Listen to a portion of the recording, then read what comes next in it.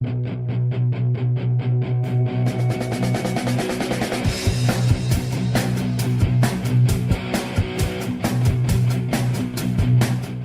to Cinema Savants. I'm Rob Steele. He's Todd Vandenberg. And you know what? I was still going to do the silly wrestling name that I've been doing the past couple weeks because that wrestling generator Todd put up, right?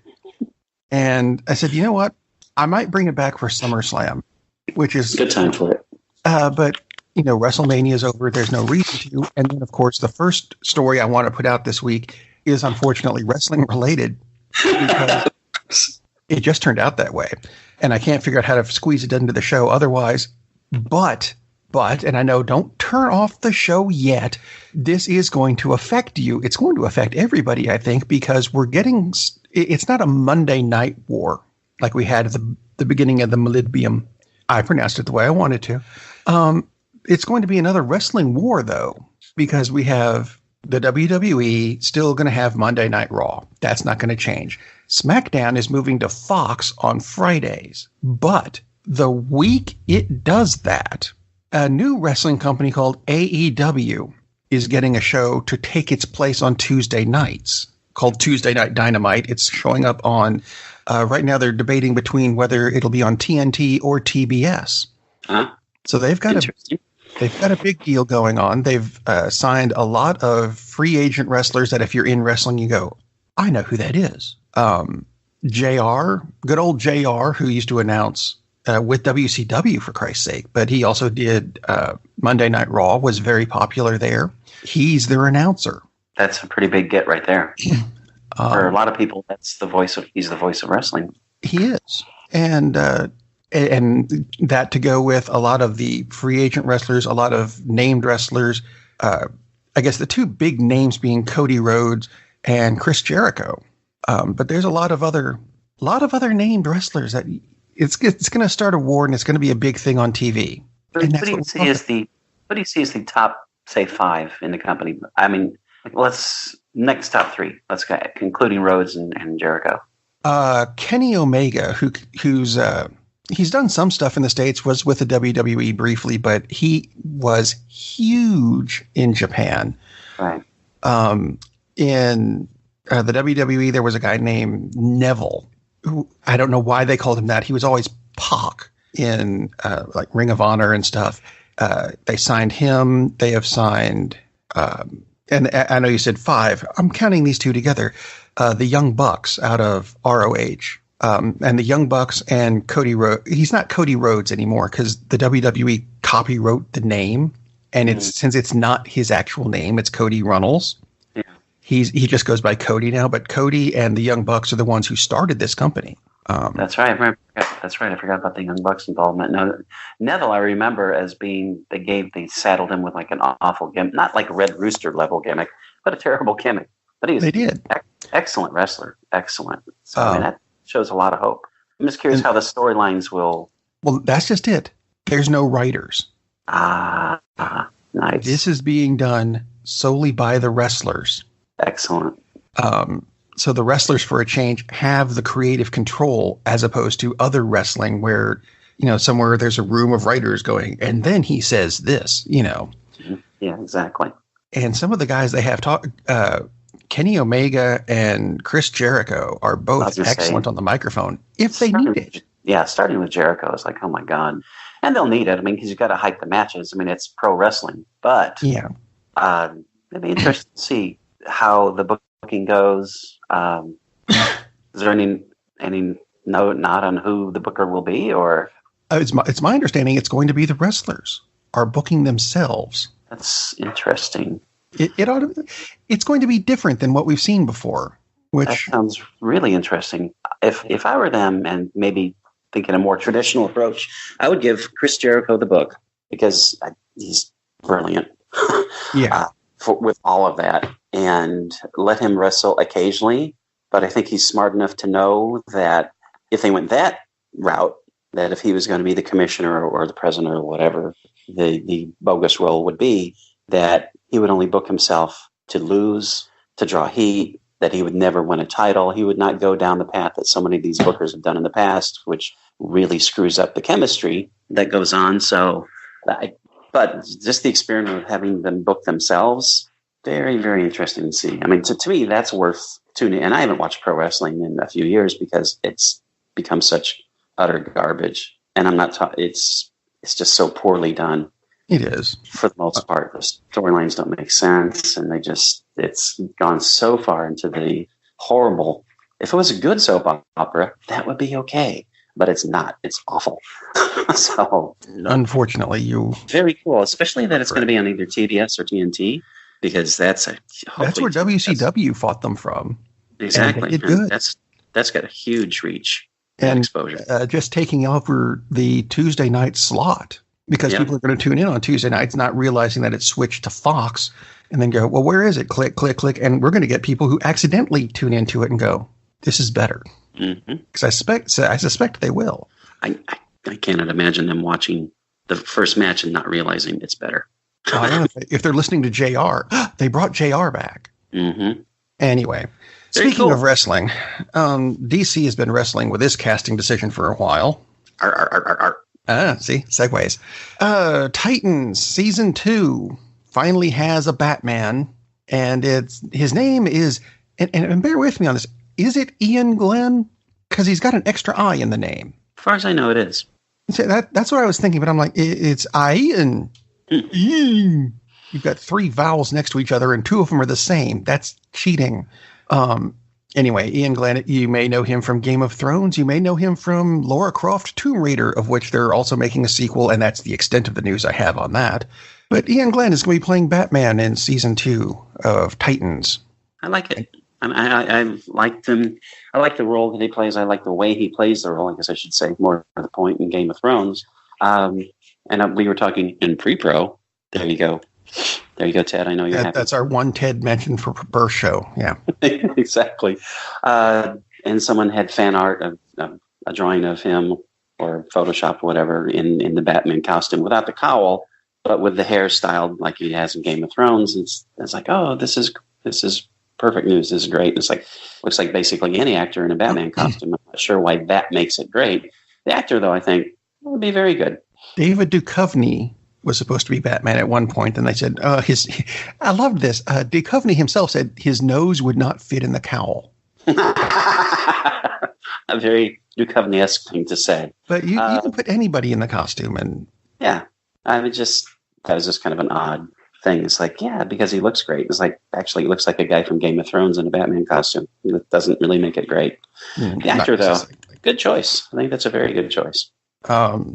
So there's other news this week, a lot of big news. And I know a lot of people are listening to the show right now thinking, Rob, you led with wrestling and DC. Disney was the big news of the week. And you're right. It is. We'll get to that. I was just, leading up to it, because once we do the Disney stuff, you're going to forget everything we've said so far. Yes, probably. So Disney Plus announced that a launch date and a cost and everything. And you can now forget the rest of the show. Disney Plus, the Disney streaming service, is going to be launching on November 12th, which is one of my sister's birthdays. So happy birthday. In the U.S., it's going to be $7 a month or $70 a year if you get an annual subscription. It's going to be the exclusive home for a lot of new stuff, a lot of new Marvel stuff, the new Star Wars streaming series. Because what have they got? The Star Wars, The Mandalorian is going to be out at launch. Captain Marvel and at least 11 of the other MCU films are going to be there on launch. All the Star Wars movies. Disney's, and I don't entirely get this, entire 13 film signature collection. I'm not sure which ones are considered the signature films. I'm not sure either, but the big word, and we talked about this, a month ago or so, that the word was that the entire vault would be released. And the question is, would that include Song of the South? And I guess we don't know about that yet. But well, I don't know. There's a huge list here.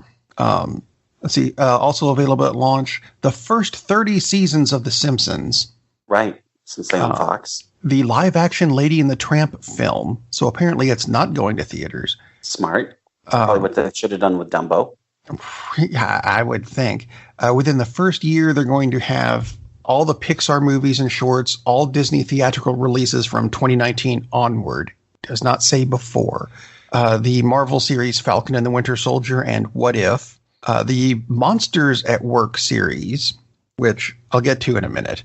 Let's see, Star Wars, A Clone Wars Season 7, number of original movies, including one called Stargirl, which confused the crap out of me because isn't that DC's thing? The Stargirl series? Interesting.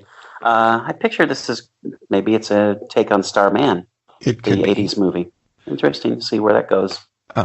Other things within the first 2 years, they said there's going to be the untitled Cassian Andor Rogue One prequel series and 2 new other Marvel series for the Scarlet Witch and Vision are getting a series. Loki is getting a series, and they announced it this week. Hawkeye with Jeremy Renner is getting a series. Wow.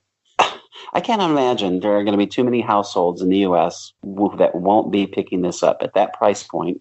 $7 a month. That's ridiculously cheap. I would get it. Honestly, I would probably get it solely for the Scarlet Witch, Vision, Hawkeye, and Loki series. That enough would be worth it for at least until those series ran through. Yeah. And we'll see if they release them in binge format or weekly format, however Disney plays it. But there's so much, all the Marvel content, a lot of people would sign up just for that. All the Star Wars content, we know for a fact, a lot of people would sign up just for that.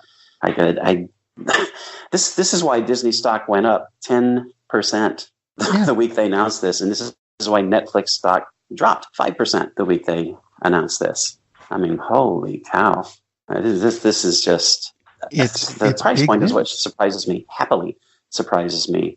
I know it's not on your agenda, but I had looked at Criterion Channel. We talked before about how Criterion was part of Filmstruck, and Filmstruck died, and a lot of people were upset, et cetera, et cetera. Criterion has relaunched, which is great, except I meant to have that on the list because it's later in the show, but that's okay. If it's either $10 or $11 a month. $10 a month. Disney's going to be $7. And Disney's going to have a lot more stuff to it. And the Criterion Channel, obviously very different target audience, but this is why Filmstruck, they went under because they felt, it wasn't bringing enough revenue. And of course, Warner's didn't feel it was doing enough. Criterion is doing this on their own. Criterion has been around for decades. So they didn't partner. I was curious about that. I was like, okay, who decided this was worth $10 a month or $11, whichever it is? And Criterion themselves. Which is cool. So they don't have to answer to another corporate partner, assuming they get reasonable subscription numbers, 250,000. There were estimates that Filmstruck had between 250,000 and 500,000, which is a really broad range for estimates, and why that was so far off, I don't know. But they'll be happy if they get 250,000 subscribers. And at that price point, they'll probably be lucky to, because that's, again, all these streaming services. Where do you draw the line? No one's drawing the line at Disney Plus, that's for sure. At that price point, people are going to view that as like a utility. Oh, gotta have it. That's incredibly smart by Disney to put it at that price point. Actually, wanted to ask you something about the Criterion stuff, and then we'll get back to Disney. Don't panic. Was Beetlejuice part of the Criterion collection? I don't think it ever was part of the Criterion collection. Could be. I only ask because that's the only way I can work in the fact that they're not making a Beetlejuice sequel. Yes, I know that's why. Could be, should be, maybe in the future it will be, but it won't be the new version because they ain't going to be one. There ain't going to be one. For the first Tim Burton came out and went, no, can't squeeze it in right now. Oh, darn. Now, there is no news yet on when they're going to be launching the Disney Plus around the world, but It is going to be hitting Europe, Latin America, and Asia. They said within 2 years. I'm like, that's a bit vague. Yeah. But you know what? Actually, if you think about it, Disney's already got 2 other streaming services, if you want to count Hulu and ESPN Plus. True that. And ESPN Plus has been doing really well. Hulu is one of the top 2 or 3, if you want to count it that way. Yeah. So they know what they're doing. And I suspect when this comes out, it's going to be a lot more polished than any of the other startups. Oh, for sure. So, like Criterion, some of the complaints about it is that the database is not that easily searchable. We don't have enough links within, like if you look for a particular director's films, it doesn't bring up, there's a link where I can get all their films. You have to go back to the search box, which is frankly bad. almost as bad as Amazon's, which I haven't looked at that, but their little free streaming service, which is woefully inadequate as far as navigation. It's terrible. I have hard to figure out how Amazon managed to come up with an interface that bad. See, I think they need to use, I don't know if you're familiar with Kodi, formerly XBMC. I am indeed. That's a brilliant format because you can actually search for director or by genre or whatever. And I'm sure they could use the money. So take it, use it. Yeah. I mean, Kodi, I'm sorry about the Amazon formatting and Criterion both. You can search by director, by actor, whatever. But once you have a film, there are no links there on the splash page for that film. Is like, oh, here are all the other films with this actor. Here are all the other films with this director. It's like, that's really basic. We are in 2019. If Kodi can do that in a program that's available for free. Yeah, and has been for, a long, long time. For legal purposes only. Let me put that disclaimer in. Thank you. Oh, yeah, absolutely. Let's see, other Disney news this week. And it's weird it's still weird for me to think of this as Disney news. Star Wars, which I still think of as a Fox thing. But Disney owns Fox, and they've owned Star Wars even longer than that. I know. Episode 9. We've got a title and a teaser, which was big. Did you hear how they did the teaser at the Star Wars, what was it? The Star Wars convention they did in, Chicago this week? I did not hear. Because this was brilliant. For those of you who haven't seen the trailer, it's a trailer. I'm not going to, you can't spoil a 2-minute trailer.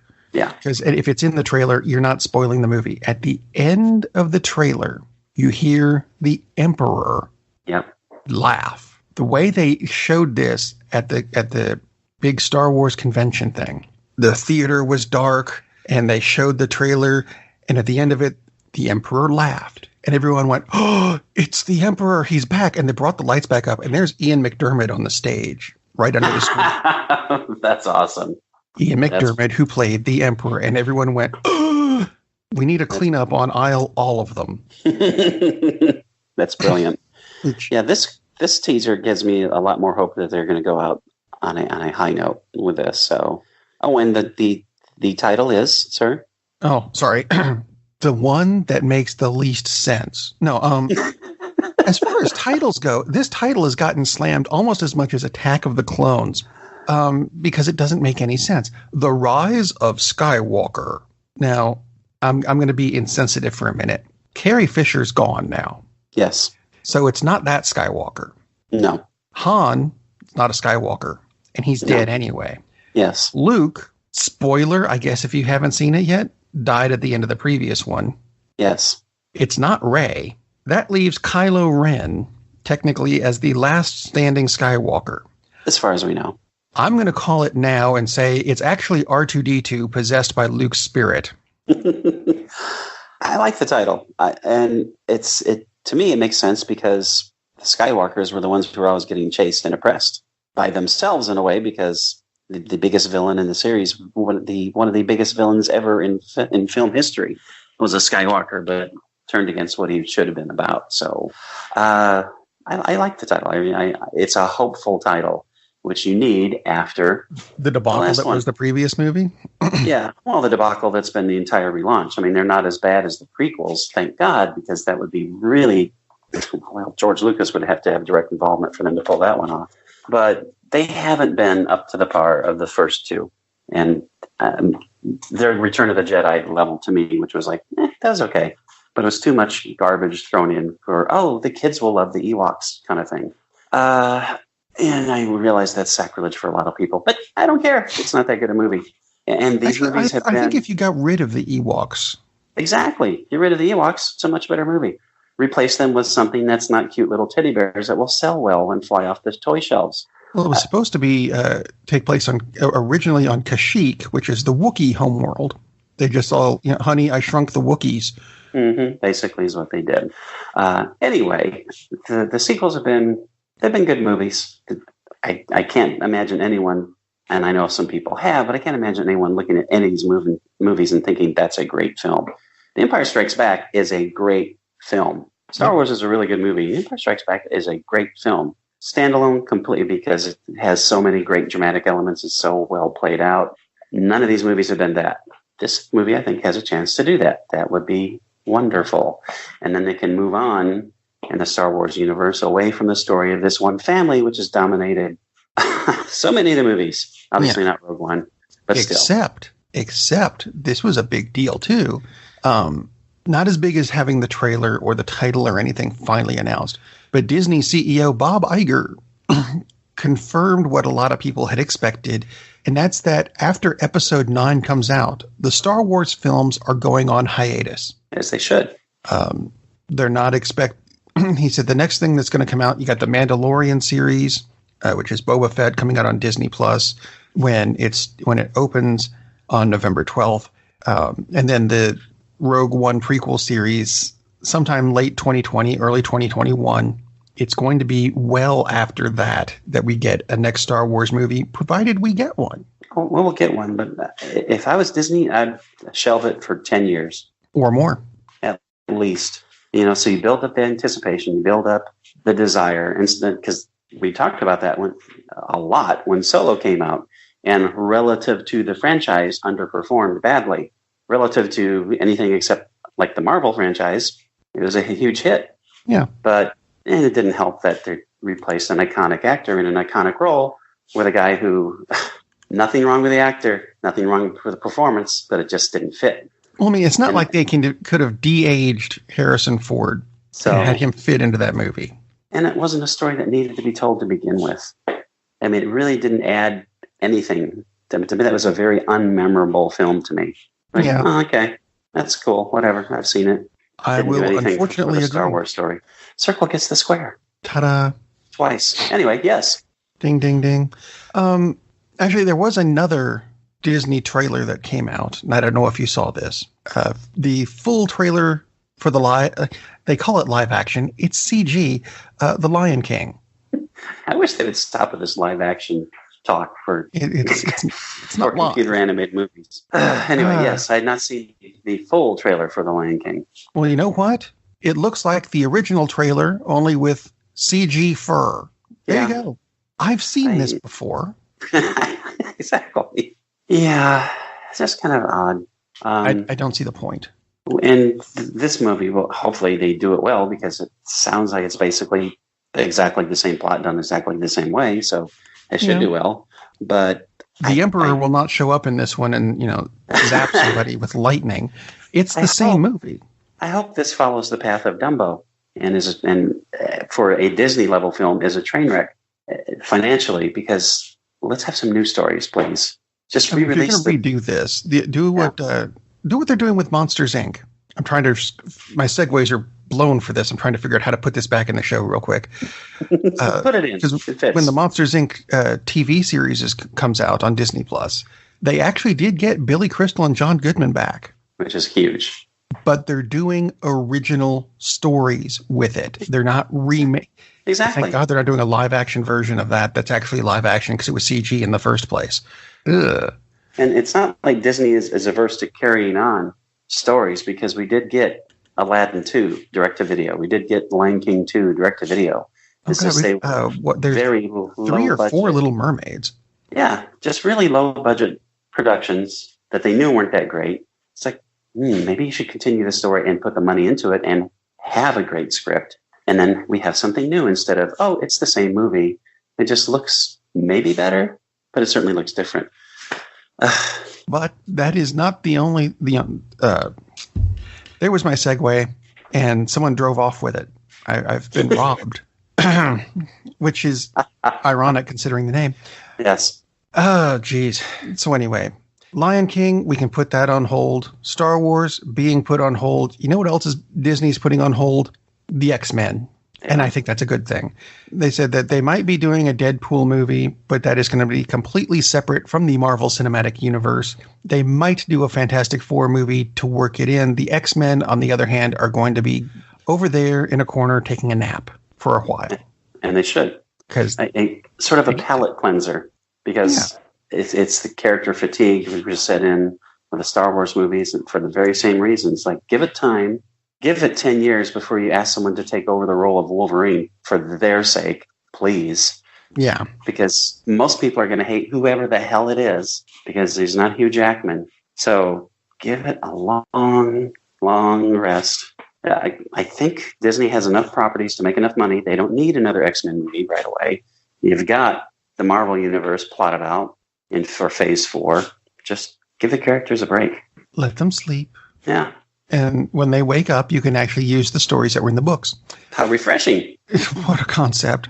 Although, if we're picky, Avengers Endgame is not actually in line with the books. No. But you know what? That's fine. They've done enough of the books, and this one is vaguely based on the book. You can see the book's influence, and that's fine. And the reason I bring up Avengers Endgame is because it has news, too, this week. It is officially a PG-13 movie. Okay. And there's a new clip. Ooh. It actually is the whole leading up to the Thor saying, ooh, I like this one, to Captain Marvel when she doesn't flinch when the big hammer flies by her head.